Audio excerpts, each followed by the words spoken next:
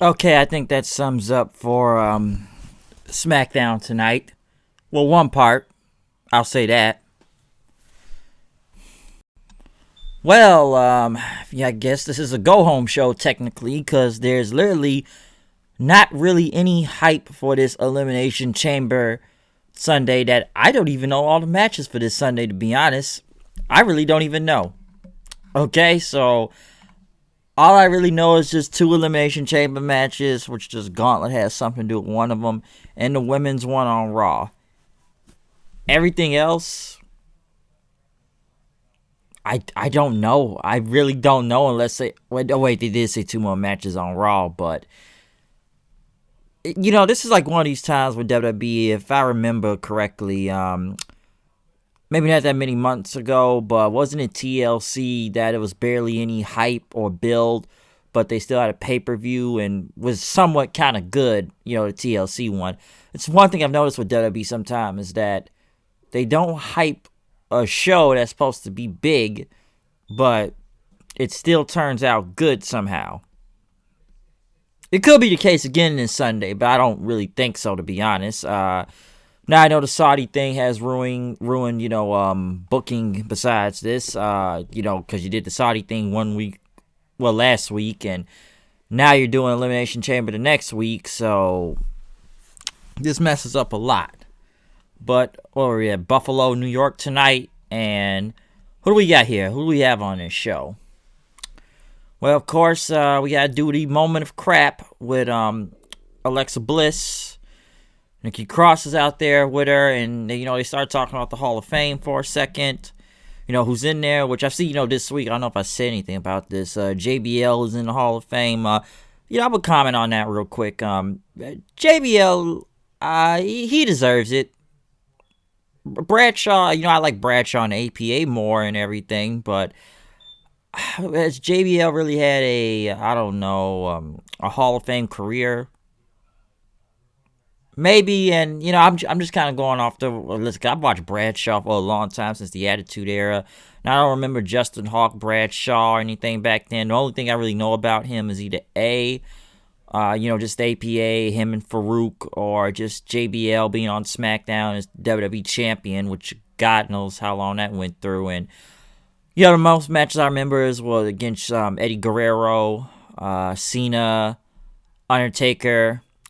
I think it was that Fatal 4-Way. I hope I'm right on this. I don't remember the pay-per-view, and I think it was Armageddon 04, but wasn't it Undertaker, Eddie Guerrero, Booker T, and JBL for W title? I know it was a Fatal 4-Way, and it was a damn great match, too, at that time. But, JBL, wrestling god and everything. I see a lot of back and forth of, if he should go in and go or should not go in, because some will go at the whole, he ran Ronaldo out of the company. And yes, JBL has most likely been a dick for years in the back, because there's been stories in the past, many stories about him of hazing people, people he could fuck with, and, until Joey Styles knocked him out. But, JBL, how can I explain this? I'm not really mad at that. I think he deserves it. JBL's done a lot in wrestling, so I'm not really. I will say, even though some people make fun of this when he was on SmackDown, like, we fight on Friday nights, Maggle. I always thought that was funny. So Maggle, but JBL's lasted a long time. I think he didn't really start wrestling until 2000, and I think his last match was at WrestleMania 25 against Ray, and Ray beat him in 30 seconds. But JBL's always been in and out the company several times. He just hasn't really been in the ring, but I'm not, I'm okay with this. I'm actually okay. JBL's done a lot. I'm trying to name some highlights, but I don't really know all of them in general. But I'm just kind of going where I know, so I don't really mind that. But before they could even bring out the NWO, Bliss pretty much talked about the Kabuki Warriors then, and how the tag team title is supposed to be defended on all brands. And it says, when you guys stop hiding on Raw, you know where to find us. First of all, when is the last time them belts even been defended? Number 2, what tag teams do you really have? Number 3, what have Alexa Bliss and Nikki Cross honestly done other than sit and do this damn show? I mean, more on Alexa Bliss, because she's barely even in the ring, or maybe just both in general. number 4, or I said number 1. There's no opponents, because I remember reading something. Oh, the Kabuki Warriors are the longest reigning women's tag team champions. You have no fucking competition. Who else is a damn tag team and going after the damn belts? They on Raw. I think you have 2 on SmackDown. You know, Mandy Rose and Nikki Cross and whatnot, or maybe 3 if you count Sasha and Bayley. But dude, no one gives a shit about those belts. I think they're just doing that. They just got to get them on the WrestleMania card. That's why they're even calling them out. Because I'm sitting there wondering, when's the last time they defended them titles? And the farthest I can think of was that TLC match against Charlotte and Becky. I think that was the last time those belts was defended in a TLC match. But then again, there's no tag teams. No one cares. They're just carrying belts to be carrying belts. I'm sitting there wondering, like, what if they really done even be calling them out? Hiding on Raw. And then if I do remember, weren't these tag belts, supposed to be on both shows? And again, Asuka's in the Elimination Chamber, so who really gives a shit about those belts? They're not even worried about the tag team, but we already know Asuka's not going to win the Elimination Chamber, so I'm sure after this, they're probably just going to build some tag match in WrestleMania. But I just sat there wondering, like, oh, someone finally calls out the tag team champions? Shit, you haven't called them out this long because there's never any competition to face. You got nobody. But other than that, Bliss brought out the NWO. Scott Hall, Kevin Nash, X-Pac, whatever you want to call him, Waltman, 6-Pac. I'm just going to say X-Pac, but no Hogan and everything, which I don't really mind. But, Scott Hall, he's got to do his hey yo thing, his hey yo line. And then Bliss asked them, you guys are becoming 2-time Hall of Famers. It makes no sense why Pac is even in this. Pac was like, the 4th, 5th guy in NWO. Like I said before, I would have been okay if it was just the original 3. I get that, but X-Pac, it's like, since he was in the Hall of Fame, it's like we got to give all these 4 of these guys 2-time Hall of Fame rings, because I'm not going to go into the whole NWO had damn near 100-something members, because then I'm seeing people online, well, what about Scott Steiner? What about Scott Norton? Or, I don't know, Booker T in it? The Giant, Dusty Rhodes, Eric Bischoff. Even I'm wondering why Bischoff's not in it. Eric Bischoff, Ted DiBiase, Conan, The Great Muta, NWO Japan, Masahiro Chono. Who else was? Oh my God, it's so many people. Bret Hart, Jeff Jarrett. NWO 2000 sucked. I'm trying to go off the top of my head. I'm probably Buff Bagwell. Kurt Hennig. Luger was Wolfpack. NWO Fake Sting. I don't even know. I'm just kind of naming who could come at the top of my head that were NWO members. Dennis Rodman. That's another one. Macho Man. Elizabeth. Yeah, these are names that were in there. So I don't know. Well, they're not gonna put all these guys in there, okay? But they pretty much went to Nikki Cross, who turned to a fangirl saying, I'm the biggest fan for life. And they all took a selfie together then. And pretty much they started asking, what do we call you, X-Pac? X-Pac, 1, 2, 3 kid, 6-Pac, what do we call you? And he says, why don't you just call me a Hall of Famer? Which that didn't really do a good joke right there. And then Bliss talked about how Goldberg was one of the NWO's biggest rivals back then. And then Kevin Nash was the one that beat him, for the WCW title and his streak, which, if I remember, wasn't Kevin Nash the booker at the time, and didn't he book himself to beat Goldberg at that time for the title? Because a lot of people went at him about that years ago. I do remember that. And a lot of people went online, like, he booked himself to win the title. And pretty much, even Kevin Nash, like, oh yeah, that did happen. I don't really remember that till you brought it up. And they kind of laughed about it. And he says he called Roman Reigns to listen. There's only 2 things you need to beat Goldberg with. Scott Hall and a cattle prod. Which Scott Hall said it was a shocking finish. Oh yeah, that's what killed Goldberg. We used like a stun gun on him back then. Wow, that was so bad. That's WCW booking for you, I guess. Russo, maybe? No, Nash was booking the show, I believe. So Yes, the cattle prod finish.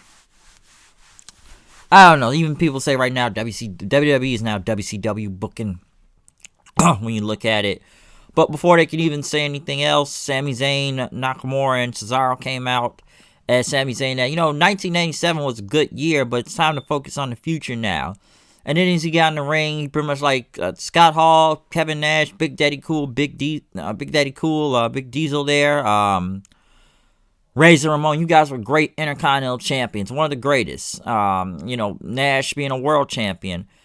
Pac, you were just always there to carry their bags all the time. You didn't really have any titles. You just carried their belts for them, which, X-Pac started laughing then. And how about we go right now? You want to go? Let's do it. Let's do it, huh? And X-Pac was ready to fight. Kevin Nash, who pretty much sat there and said that Sami Zayn has a big mouth for someone that looks like Seth Rogen after 2 weeks of the stomach flu. People laugh. The only people that look like that could go in the ring is maybe Kevin Nash because he looks like he can go. And X-Pac, I believe he's still in the Indies. Scott Hall, I don't think he can really go anymore in the ring. But, Pac was like, let's do this thing. Come on, let's go. All the NWO got up. Like, Scott Hall was backing up a little. But it looked like X-Pac was the only one ready to fight. He was the only one ready to go, okay? And Sami Zayn says, nope, it's not going to happen. We're not going to give you what you want. That the NWO just want to get the rub from us. That we're going to be focusing on Braun Strowman this Sunday, okay? Strowman came out. Cesaro Nakamura charged at him and got knocked down. He went for Sami Zayn. Sami Zayn went in the ring, but the NWO blocked him off. And then he was surrounded then. So he used Alexa Bliss as a human shield and pretty much got out of the ring then after that. Strowman threw some chairs at him, and he says, this Sunday, Elimination Chamber, you're going to get these hands, and it's going to be just too sweet. They all held up the click sign, whatever, Wolfpack, I don't care what you want to call it or whatnot, the too sweet sign, and that ended it. So, NWO.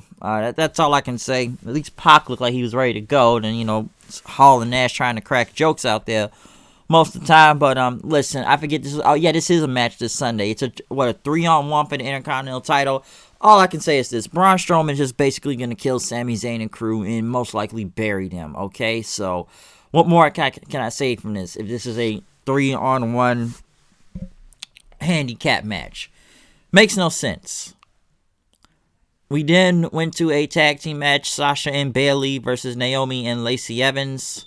I like what somebody said tonight. Lacey Evans looks like she's dressed to go to a beauty pageant or whatever it is. And it's like a lot of people say, was this girl in the military? But no, they're not going to do the whole military clothing thing. But she does look like somebody out of a beauty pageant. The match was okay. I will say that. Naomi tried to go for a split-legged moonsault, but Bayley ended up distracting her. Sasha was able to pretty much knock her down and hit her with some double knees and then get the pinfall then.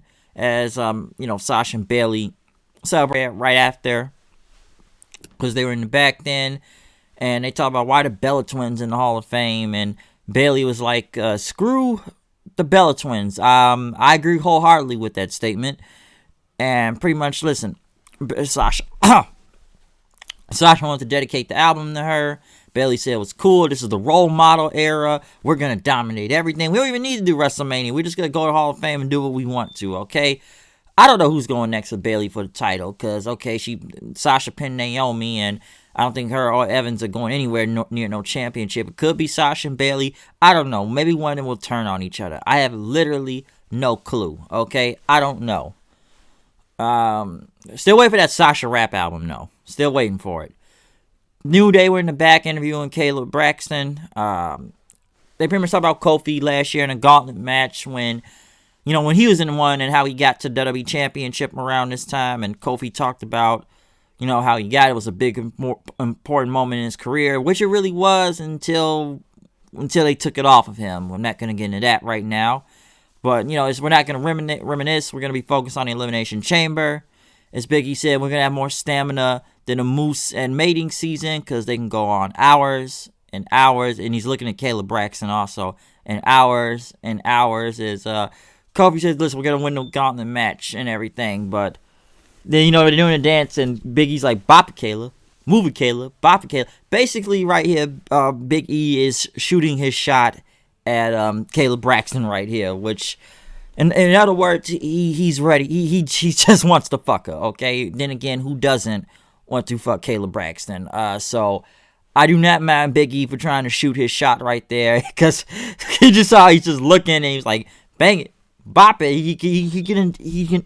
Man, I'm just kind of stuttering a little, but I had too much coffee today, I guess. But man, he is just ready to hit that. I got no problem with that. I thought it was hilarious though with Caleb Braxton, a moose in mating season, and you just see how he's just looking at it, going hours and hours and hours and hours. Yeah, I do not blame him for trying to shoot his shot right there. So that was a good attempt. That was a very good attempt. I did laugh at that. Like I said, who doesn't want to fuck Caleb Braxton? Come on now. If you don't, you got problems. But moving on, though. Sheamus versus Apollo Crews.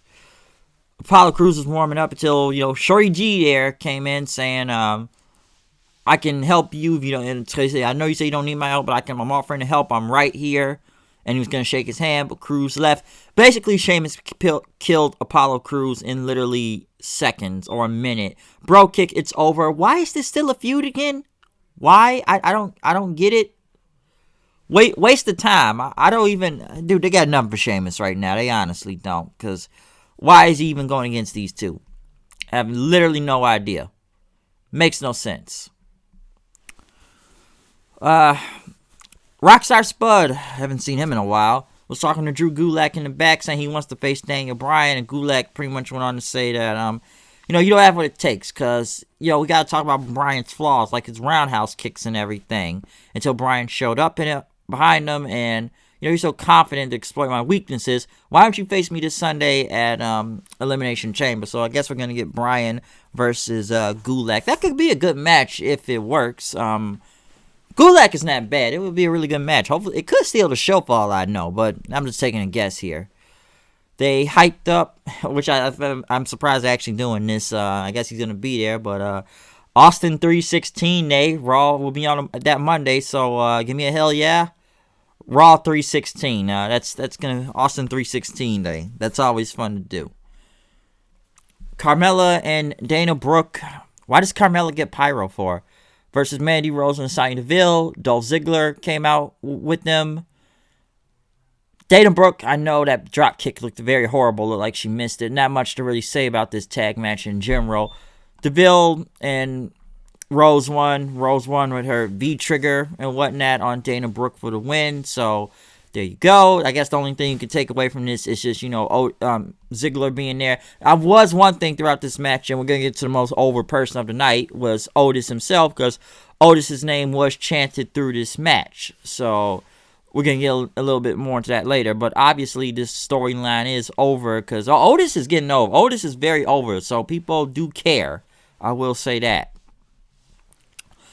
We then went to the Firefly Funhouse segment. I am really messing up my words tonight. The Firefly Funhouse segment.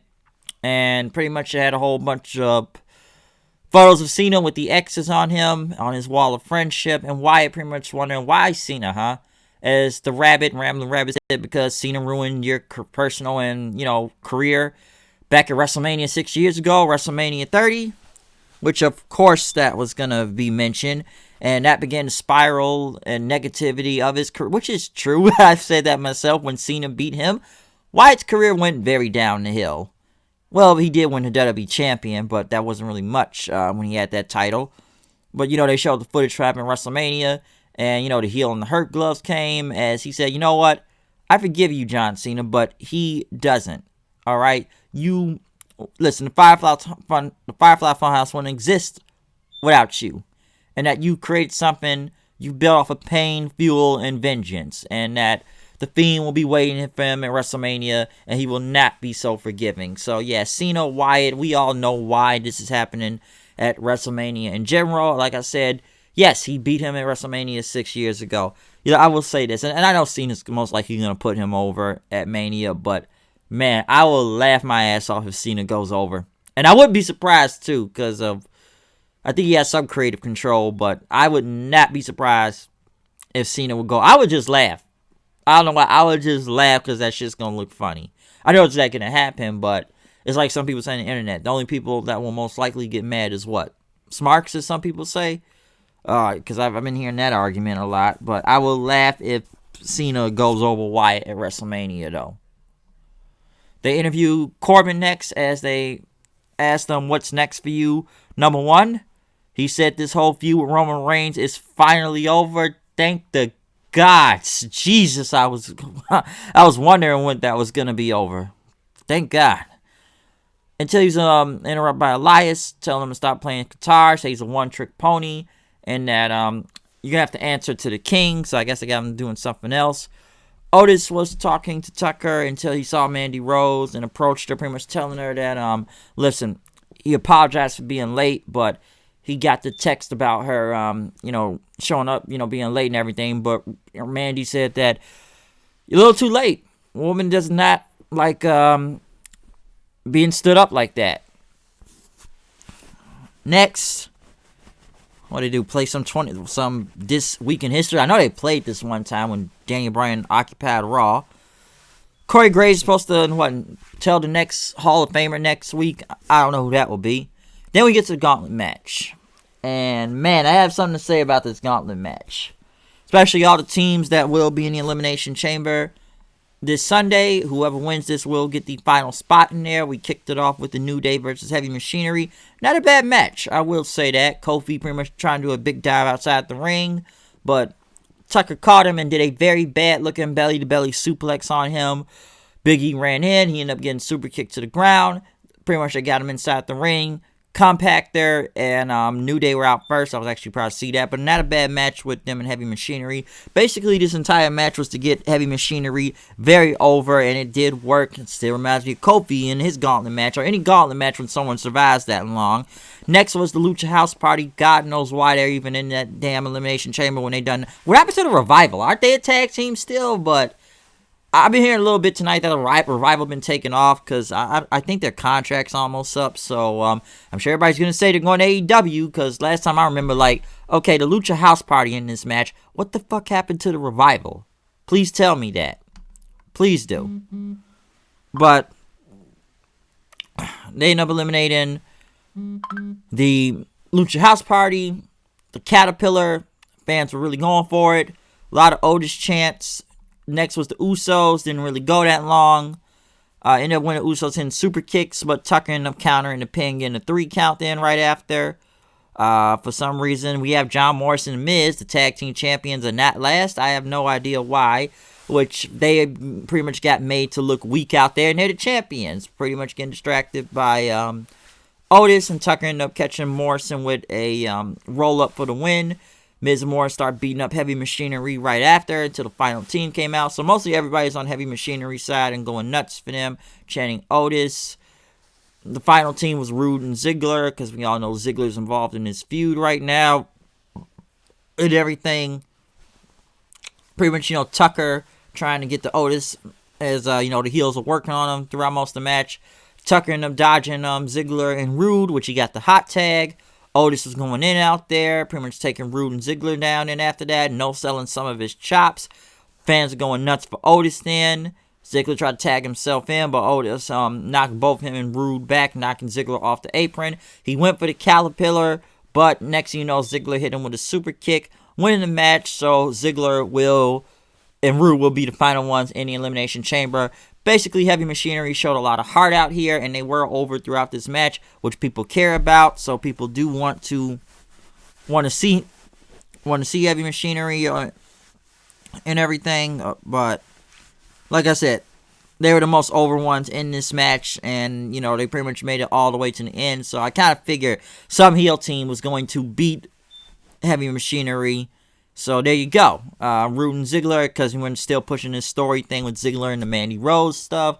Like I said, Otis is over, so people do love Otis, and he's getting more and more over. Some people will sit there and tell you this whole tag team gauntlet, a regular gauntlet, almost reminds you of the Kofi ones in a way, when it was a lot of gauntlets, but at least it did work in their favor. Buffalo, New York was not a bad crowd. Now, did this really do anything to hype up for this pay-per-view this Sunday?